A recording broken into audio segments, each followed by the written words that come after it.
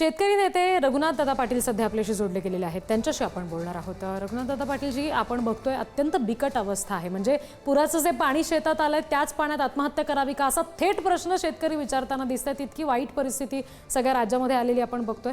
आपल्याला नेमकं या सगळ्या संदर्भात काय अपेक्षा आहे सरकारकडून, काय मदत व्हावी, ओला दुष्काळ जाहीर व्हावा, कर्जमाफी सरसकट व्हावी असं आपल्यालाही वाटतं का?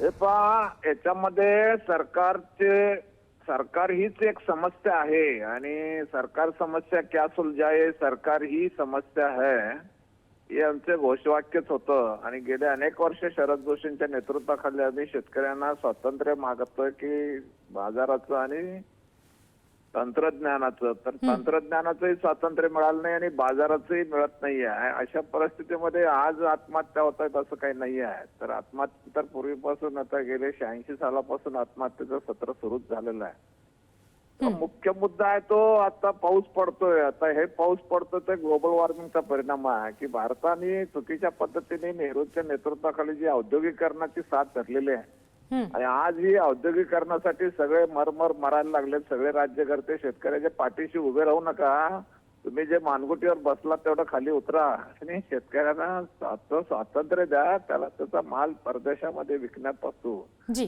आणि आता जे काही तुम्ही कारखानदारी वाढवण्यासाठी जे काही करता आहात त्याच्यामुळे हे ग्लोबल वॉर्मिंग वाढतंय, कार्बन डायऑक्साईड तयार होतोय।